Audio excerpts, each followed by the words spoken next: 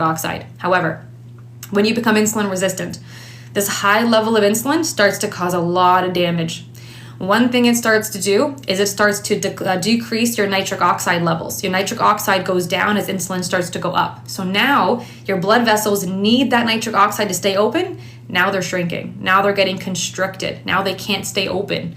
They're getting constricted. It also, another thing happens where it starts to create plaque buildup in the blood vessels. Another channel happens where it starts to actually thicken these blood vessels and make them thick and compress the inside. Actually, I'll stop there. There's a whole bunch of things that are happening, but plaque builds up, inflammation builds up. You have an autoimmune response can also start to happen in certain channels. There's all different things that begin to happen to lead to heart attack, stroke, blood pressure, and a bunch of other heart-related issues. Now, the biggest one I'm going to talk about, though, is as nitric oxide starts to go down, those blood vessels begin to constrict. All of the things I just described, the end goal of all of those things, the plaque buildup, the thickening of the blood vessel walls, all of those things, the shrinking, how they get nice and bad and rigid and stiff, begins to put pressure on the inside. The blood is flowing through, but now there's all this pressure building up. It's really hard for the blood to come through. Think of a straw. Think of a straw blowing air through a really tiny straw versus a nice big straw. You have to put a lot more pressure on the small straw to get air out of there. Well, that's what's happening to your heart. Your heart has to work so hard to push blood through these vessels. It's tiny versus what it's supposed to be. And now it's stiff and rigid. It's not flexible anymore. So now your heart is working very, very hard. The plaque is building up, which is very dangerous. And so now you're having blood pressure go up, right? Because of the pressure on the heart. And again, I went really fast to kind of condense that, but there's a lot of different channels happening. Insulin resistance is, again, the leading cause of heart attack, stroke, heart disease, number one cause of death globally. So that's blood pressure. All right. So I'm going to move now onwards. Let's talk about PCOS. See, I told you I'm going to go fast now. These ones are all fast. PCOS is going to be nice and fast here as well. Now, to give you an idea, who is anyone here with PCOS? Just want to double check. If no one's here with PCOS anymore, I'm going to skip it. Just going to do a pulse check. Got one? Someone said totally inaccurate. I implore that individual to pick up any metabolic science book, any textbook, any leading scientist on heart disease, heart attack, stroke, and I can send you a book. Message me. But it's completely accurate. All right. So let's do PCOS.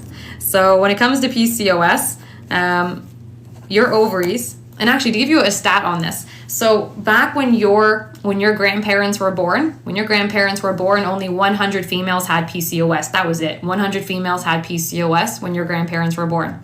Today, in one lifetime, we went from 100 females with PCOS to over 116 million females with PCOS, because insulin resistance is the cause of PCOS, and insulin resistance is skyrocketing. Our food causes insulin resistance skyrockets, and that's causing heart disease, heart attack, stroke, PCOS, everything I'm talking about, diabetes increasing 700% over the next couple of years. If the medical system worked, if medication worked, if that was all a proper solution, why is diabetes increasing 700%? Why are the medications not working? That's what I always like to pose to people who are very medication, enthusiastic. They're not working, right? And that's as simple as it gets. Anyways, PCOS is skyrocketing. PCOS is called polycystic ovarian syndrome. And if it's a reproductive issue affecting females, leads to infertility.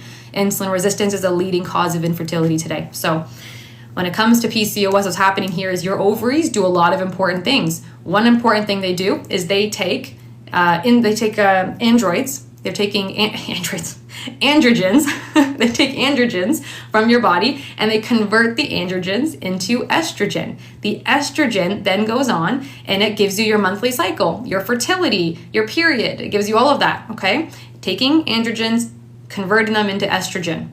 Now, your ovary requires insulin to do that. Your ovary cannot convert androgens to estrogen without insulin. It needs it. It's part of the process. However, when you become insulin resistant, now there's a really high level of insulin in the body. Now there's too much insulin. It's too much insulin telling the ovary to do way too much. Now the ovary gets overwhelmed. The ovary can't properly do what it's supposed to do. And that conversion process gets disrupted. much more complicated than that, but pretty much it's getting disrupted. And now the ovary cannot convert properly. The androgens, like testosterone, are no longer being taken by the ovary and converted into estrogen, which is why females start to see estrogen levels go down and testosterone and other androgens go up. And that's why they see things like facial hair, adult acne, belly fat, irregular cycles, missed periods, and eventually painful fibroids, very painful periods, and eventually infertility. Okay. It's too much insulin overwhelming the ovary, like it's overwhelming every other part of the body. The ovary is no exception. The ovary is actually extremely sensitive to insulin, which is why so many females are being impacted by this infertility problem. Okay. Erectile dysfunction is next. So, erectile dysfunction, really quick. Gentlemen, in the moment, when a gentleman wants to do what a gentleman wants to do, he needs the blood to flow to the male organ and stay in that direction so he can do what he needs to do. However, when you become insulin resistant, so your blood vessels that are moving the blood, they respond to insulin, and that's how they dilate and move the blood to the male organ. They need insulin to do that for you. When you become insulin resistant, the blood vessels, the cells that line the blood vessels are no longer responding to insulin because they are insulin resistant, which means they no longer dilate. They are no longer opening up. They are no longer pushing the blood where it's supposed to go. And that's why erectile dysfunction begins. All of this, again, is fixable. All of this is fixable. I help people in their 90s fix this all the way to 20-year-olds. I have many 20-year-old men and females with reproductive issues because of insulin resistance, including 20-year-olds with ED, including 20-year-olds on blood pressure medication, cholesterol medication. It's very common today. Until you really ask people about it, you don't really understand how common these things are. All right, so that's that piece there. Almost done, guys. We're almost to the solutions. Jess, it's great to see you, my amazing, fantastic, just one-of-a-kind moderator. Whenever you pop in here, I just love that you're here. Thank you. You help so much. Okay, so let's go into just a couple more, and then we're gonna move on to solutions. I'm gonna skip a couple, I think, for the sake of time. Let's do, okay, maybe 1-2 more. Okay, let's do this last one. Amazing, Jess. I'm glad you came in. Okay, so play along with me, guys. It makes this whole thing go faster. Who here? I'm gonna do a little thing for you guys. Who here has belly fat? Put a 1 in the chat for me. Just type a number 1 in the chat for me if you have belly fat. Put a 1.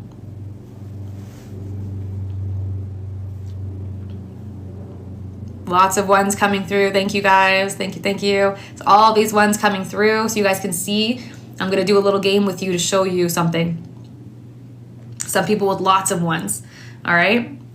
Okay, so if you are also experiencing cholesterol problems, put a 2. So still lots of ones coming through. Thank you, guys. I appreciate it. Put a 2 in the chat if you also have cholesterol problems.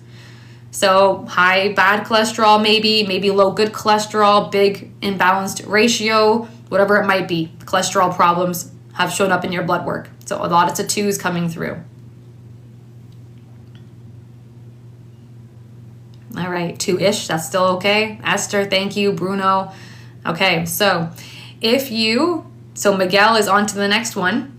He got ahead there. So if you are also experiencing high triglycerides, put a 3 in the chat.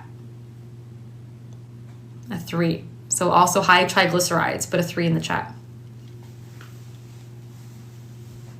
Lots of 3s coming through. There's a reason I'm asking these questions. You're going to hear it in a second.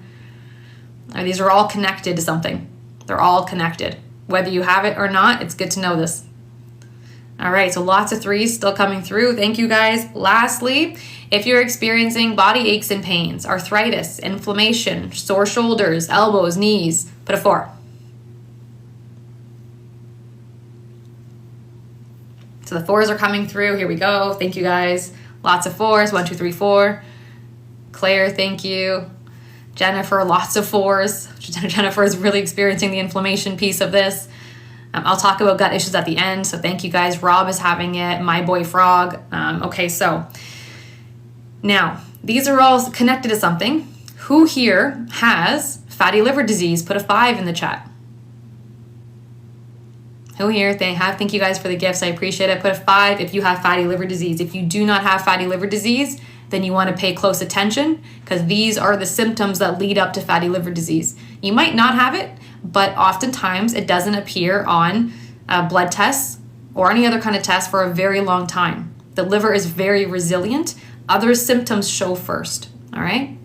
And you want to walk this backwards because you cannot live without a liver. You can't. Now, let's talk about how this happens. Now, your liver does over 1,000 important functions for you, 1,000 vital functions. You can't live without it. It is a very resilient part of your body. What happens when you become insulin resistant is your liver is one of the very first organs to get pummeled by it. It's